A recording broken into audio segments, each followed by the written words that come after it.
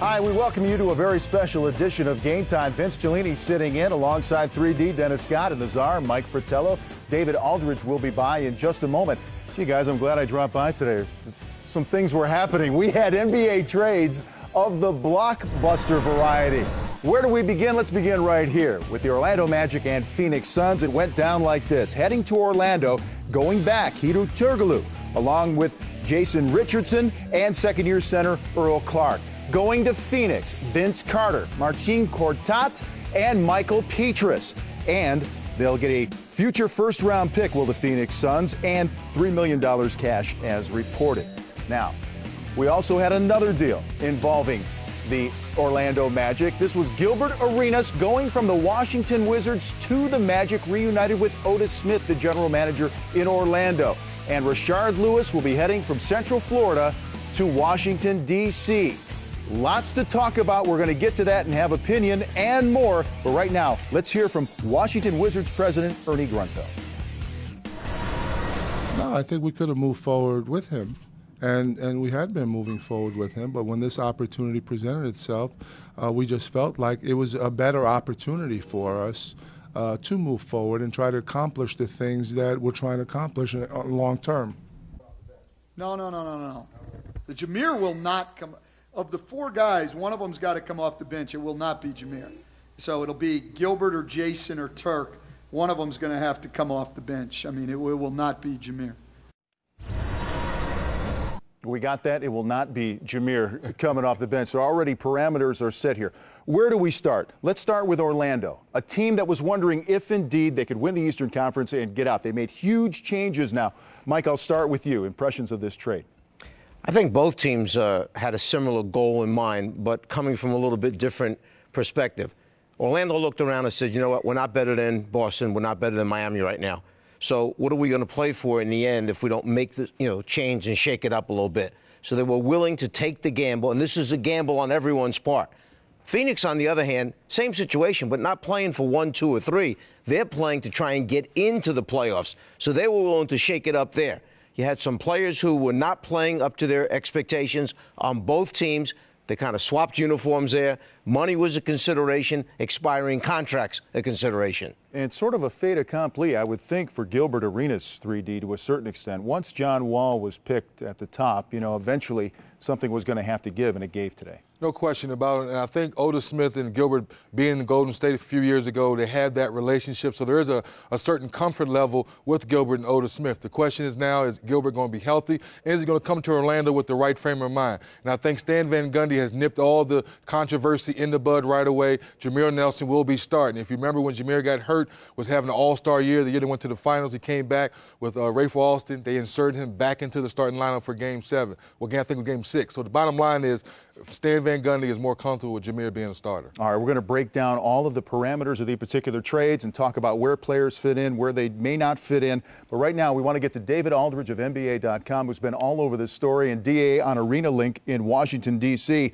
Would you say, David, that this was something that was going to transpire inevitably with John Wall's emergence and, of course, with Gilbert Arenas' history? Oh, there's no question, Vince. I mean, once they won the lottery and got John Wall, this became John Wall's team. I mean, it was a fairly bloodless coup, and he became the leader of this team, and they had to do something. They knew that Gilbert and John could play together, but they couldn't really coexist together. I mean, there's just a difference between that. They both need the ball. They both expect to have the ball. And they tried to make it work. It didn't work badly. It just wasn't really working very well. And so the opportunity to get Gilbert out of town after the gun thing last year, there really was no future for Gilbert here, and I think he knew that. I think he was realistic about that. And it gives him an opportunity to play on a very good basketball team down in Orlando, and gives the Wizards a small forward they can play now. It also gives them great cap flexibility now in 2012, which just happens to be when guys like Chris Paul, and now you got to think about Dwight Howard having the opportunity to opt out of the final year of his contract that summer with this deal. And I was told Dwight Howard's okay with all of these moves and likes all of these moves, but this puts the onus on Orlando more than ever to win now. This team has to win right now to keep Dwight Howard happy.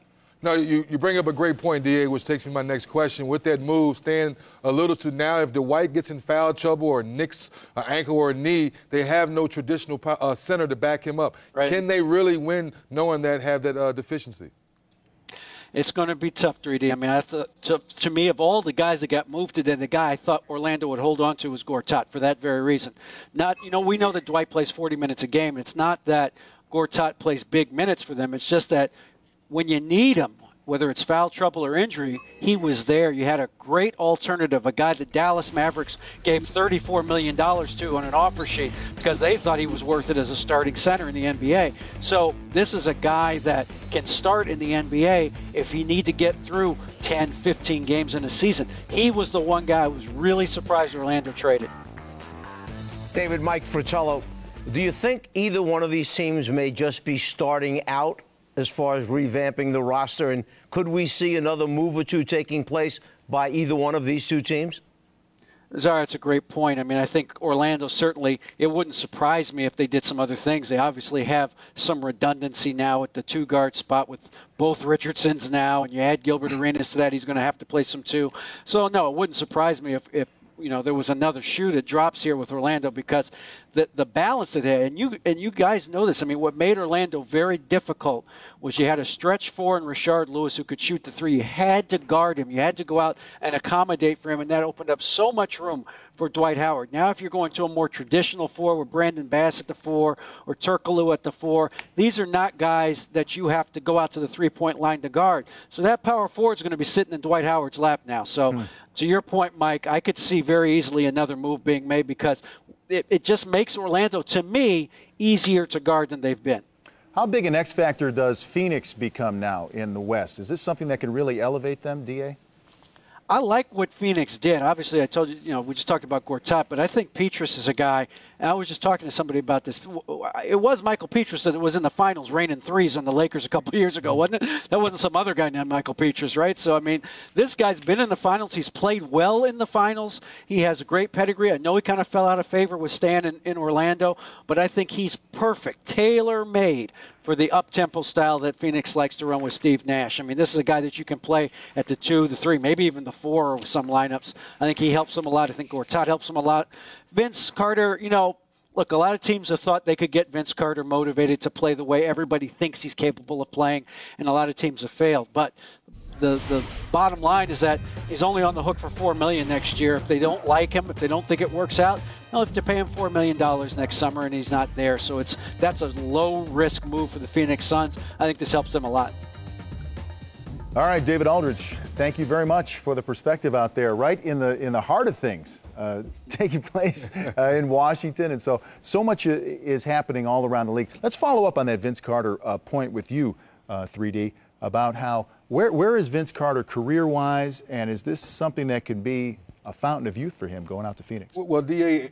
answered that last question because that's where I was going to go, Coach. It's like since 3 years ago when he had that last injury, he hadn't been the same guy where he's been saying he's half man, half amazing. And I'm just curious, can Grant Hill and Steve Nash motivate him to get something out of it, and maybe they can make a splash in the Western Conference? And now I think, Coach, he's the X factor if Phoenix really wants to make that push for the playoffs. I think David touched on a couple things here that were very significant. He mentioned Petrus struggling with Stan Van Gundy, wasn't happy initially when the regular season started with the minutes that he was getting. But it's more than just Petrus.